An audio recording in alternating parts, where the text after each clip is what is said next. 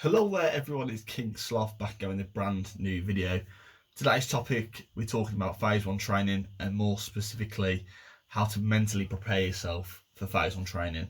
From getting there, what to do when you're actually on the training and what to do when you're finished. The first thing I'm going to talk about is obviously just getting there. Getting there itself needs a lot of mental preparation. But first, I need to remind you that I do live stream now on YouTube Monday, Wednesday, and sometimes Friday. So 2 times a week guaranteed, hopefully 3 times. So make sure to have your notifications turned on. I'm going to have 10 likes on this video. You're all amazing. The community is growing so well. We're at the minute recording this video on 300 subs. So doing very, very, very well. Probably the most mentally challenging thing that I probably faced to begin with was actually getting myself psyched up to go to phase 1 training. For a lot of people, that could be either you get dropped off by parents, you get trained with other people, or you go on your own, which is what happened to me. I didn't have anyone in my local area. I didn't have any contacts with people who were going to the same training the same day as me. So what happened was at around 6 in the morning, I woke up. My now wife woke up with me, dropped me to the train station, and sent me off on my way. But the mental preparation for that I had to do was I listened to a lot of music. So for me, it was before I got there, it was purely trying to keep myself calm. Like, if you get yourself too excited, you're gonna make mistakes as soon as you get there. You're gonna overwhelm yourself. Whereas for me, I listen to a lot of. It might sound really weird, but I listen to a lot of classical music, a lot of opera, a lot of Frank Sinatra. Frank Sinatra is my baby. But that is what I did to mentally prepare myself for just getting there, was to keep myself calm, which was help through music. While I was on the train, the headphones were on. They didn't leave my ears the whole way from where I used to live in Tamworth to Winchester Station. I think it was like three hours on the train, 3.5 hours, I believe it was, and one switch over.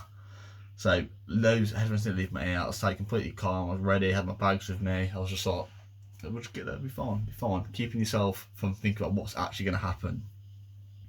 While you're in phase 1, I guess it's a bit of a mix-up, a bit of a mix of how I did it. Once again, I did it by music. Music seemed to help me. It might not help you, but I know for a lot of people, especially in phase 1, it did. It was absolutely massive. In my room, as I mentioned in previous videos, we had a speaker set up.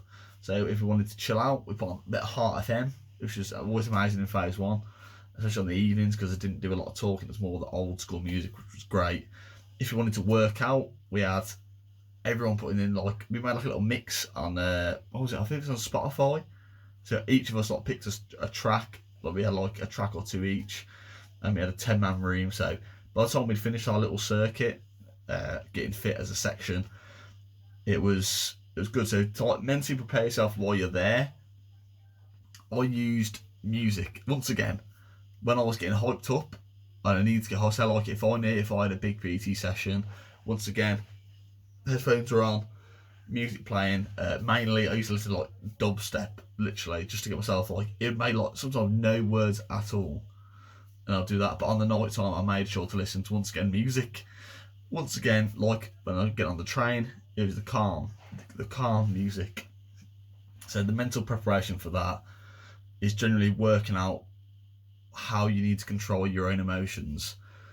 For me, I need to make sure that I wasn't, I guess angry is a better way of putting it, because it is a stressful place. I'm not going to lie to you.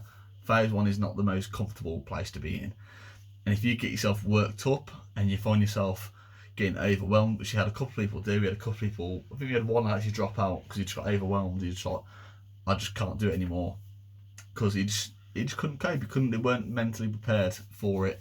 He even said when he left, he was there like, he messaged me a couple months after, they're like, I want to go back, I'm ready now, I'm ready, which was amazing. But for me, it was controlling, I guess, controlling my like emotions, like sadness for being away from my family, and I guess anger, because in phase 1 they'll find little things to like flip you up, like trip you up, and just make you feel down. The whole idea of phase 1 is to break you down to build you back up again. That's just a generic fact. That is what British Army do during training. They want you to make mistakes, so when you make the mistakes, they can teach you the correct way to do things. For me, it was like basic things, but once I'd made the mistake, I'd get annoyed at myself, and I remember being like, okay, get back to my room, literally, once again, headphones on, completely fine, block out everything going on around me, and that helped massively. But the final thing I want to talk about is the mental preparation for when you leave phase one training. Get yourself in the frame of mind, like phase one's finishing, you're done. It's not going to be like this forever. I kept saying this to all the people in my room. Phase one training, it's a game. It's all a game. Yes, the DS directing staff are there, the corporals in your troop, the sergeant in your troop. They're there to push you, because some people haven't been away from their mum or dad in their life. They need to be taught how to do pretty much everything. I met one lad who literally had never ironed any piece of clothes in his life before. You have to mentally prepare yourself for leaving. Just remember, it's a game. It's coming to an end. Phase two in most corps are very, in a way, relaxed. When I went to my phase two in Blandford, it was like night and day. Phase one, it was constant, like bam, bam, bam, bam, bam. Phase two, it was, okay, turn up here. We're going to do your lessons on this. Once you finish your lessons, go home. You're done. And you're like, whereas in phase one, you were constantly like on edge all the time. Like you were waiting for someone to walk in your room, like, bam, this is what we're doing now. You need to mentally prepare yourself to not switch off, but not be as wired constantly. Like I remember me in phase one, I'd literally spend a lot of time getting my kit ready or thinking about what's going to happen the next day. I'd be that wired up.